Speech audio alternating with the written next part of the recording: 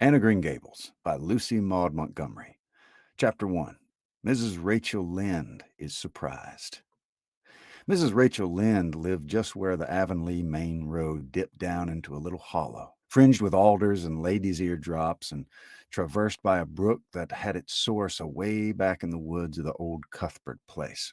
It was reputed to be an intricate, headlong brook in its earlier course through these woods, with dark secrets of pool and cascade.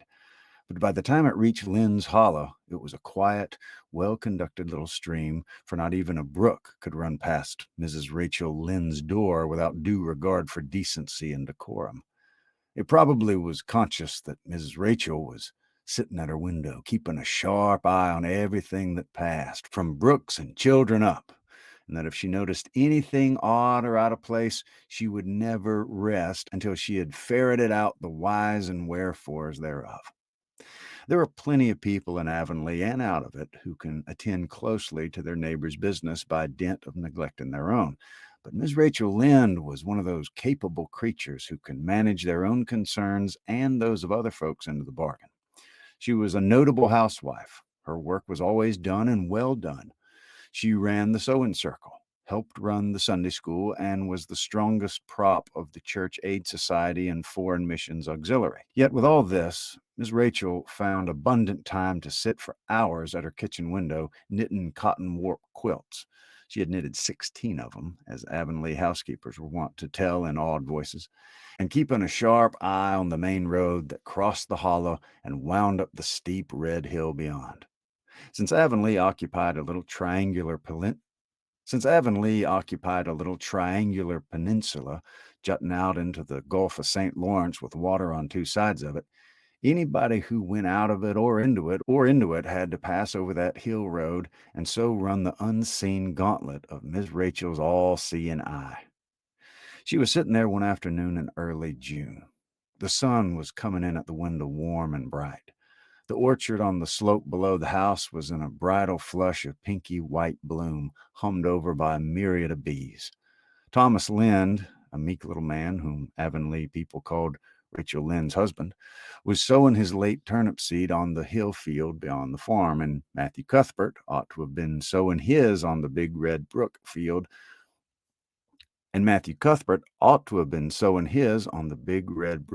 Away over by Green Gables. Miss Rachel knew that he ought because she had heard him tell Peter Morrison the evening before in William J. Blair's store over at Carmody that he meant to sow his turnip seed the next afternoon. Peter had asked him, of course, for Matthew Cuthbert had never been known to volunteer information about anything in his whole life. And yet here was Matthew Cuthbert at 3:30 in the afternoon of a busy day, placidly driving over the hollow and up the hill. Moreover, he wore a white collar and his best suit of clothes, which was plain proof that he was going out of Avonlea. And he had the buggy and the sorrel mare, which betokened that he was going a considerable distance. Now, where was Matthew Cuthbert going, and why was he going there? Had it been any other man in Avonlea, Miss Rachel, deftly putting this and that together, might have had a pretty good guess as to both questions. But Matthew so rarely went from home that it must be something pressing and unusual which was taking him. He was the shyest man alive and hated to have to go among strangers to any place where he might have to talk. Matthew, dressed up with a white collar and driving in a buggy, was something that didn't happen often. Miss Rachel, ponder as she might, could make nothing of it, and her afternoon's enjoyment was spoiled. I'll just step over to Green Gables after tea and find out from Marilla where he's gone and why, the worthy woman finally concluded. He doesn't generally go to town this time of year, and he never visits. If he'd run out of turnip seed, he wouldn't dress up and take the buggy to go for more. He wasn't driving fast enough to be going for a doctor. Yet something must have happened last night to start him off. I'm clean puzzled, that's what. And I don't know a minute's peace of mind, and I won't know a minute's peace of mind or conscience until I know what has taken Matthew Cuthbert out of Avonlea today. Accordingly, after tea, Mrs. Rachel set out. She had not far to go. The big, rambling, orchard-embowered house where the Cuthberts lived was a scant quarter of a mile up the road from Lynn's Hollow. To be sure, the long lane made it a good deal farther. Matthew Cuthbert's father, as shy and silent as his son after him, had got as far away as he possibly could from his fellow men without actually retreating into the woods when he founded his homestead. Green Gables was built at the furthest edge of his cleared land, and there it was to this day, barely visible from the main road along which all the other Avonlea houses are so sociably situated. Miss Rachel Lynde did not call living in such a place living at all. "It's just staying, that's what," she said as she stepped along the deep-rutted grassy lane bordered with wild rose bushes. "It's no wonder Matthew and Marilla are both a little odd living away back here by themselves. Trees aren't much company, though dear knows if there are ever going to be enough of them. Though dear knows if there's ever going to be enough of them. I'd rather look at people. To be sure, they seem contented enough, but then I suppose they're used to it. A body can get used to anything, even being hanged, as the Irishmen say it." With this, Mrs. Rachel stepped out of the lane into the backyard of Green Gables. Very green and neat and precise was that yard, set about on one side with great patriarchal willows and the other with prim Lombardies. Not a stray stick nor stone was to be seen, for Mrs. Rachel would have seen it if it had been there. Privately, she was of the opinion that Marilla Cuthbert swept that yard over as often as she swept her house. One could have eaten a meal off the ground without overbrimming the proverbial peck of dirt. Miss Rachel rapped smartly at the kitchen door and stepped in when bidden to do so. The kitchen at Green Gables was a cheerful apartment, or would have been cheerful if it had not been so painfully clean as to give it something of the appearance of an unused parlor. Its windows looked east and west. Through the west one, looking out on the backyard, came a flood of mellow June sunlight. But the east one, when you got a glimpse of the bloom white cherry trees in the left orchard and nodding slender birches down in the hollow by the brook, was greened over by a tangle of vines. Here sat Marilla Cuthbert, when she sat at all, always slightly distrustful of sunshine, which seemed to her too dancing and irresponsible a thing for a world which is meant to be taken seriously. And here she sat now, knitting, and the table behind her was laid for supper. Miss Rachel, before she had fairly closed the door, had taken a mental note of everything that was on that table. There were 3 plates laid, so that Marilla must be expecting someone home with Matthew to tea. But the dishes were everyday dishes, and there was only crabapple preserves and one kind of cake, so that the expected company could not be any particular company. Yet what of Matthew's white collar and the sorrel mare? Miss Rachel was getting fairly dizzy with this unusual mystery about quiet, unmysterious Green Gables. "Good evening, Rachel," Marilla said briskly. "This is a real fine evening, isn't it? Won't you sit down? How are you folks?" Something that, for lack of any other name, might be called friendship existed and always had existed between Marilla Cuthbert and Mrs. Rachel, in spite of, or perhaps because of, their dissimilarity.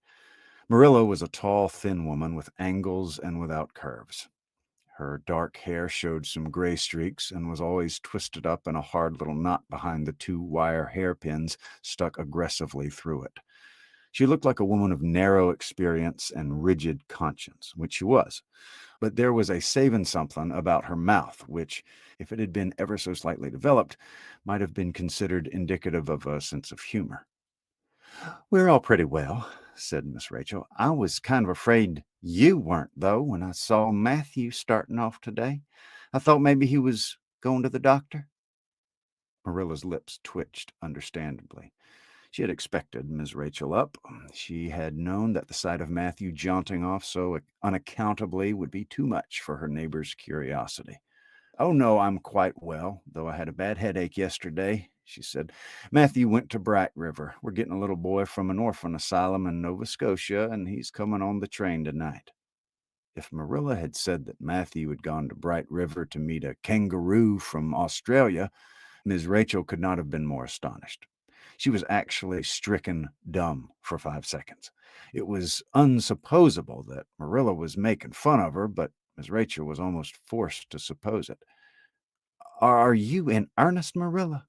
she demanded when voice returned to her. "Yes, of course."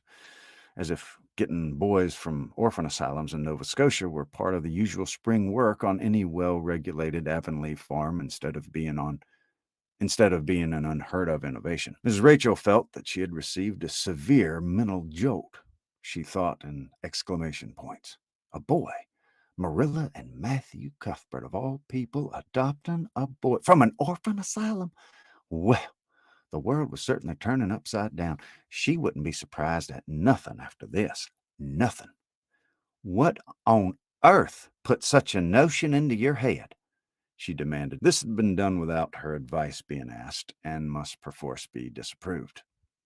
Well, we've been thinking about it for some time, all winter, in fact, returned Marilla. Mrs. Alexander Spencer was up here one day before Christmas, and she said she was going to get a little girl from the asylum over in Hopeton in the spring.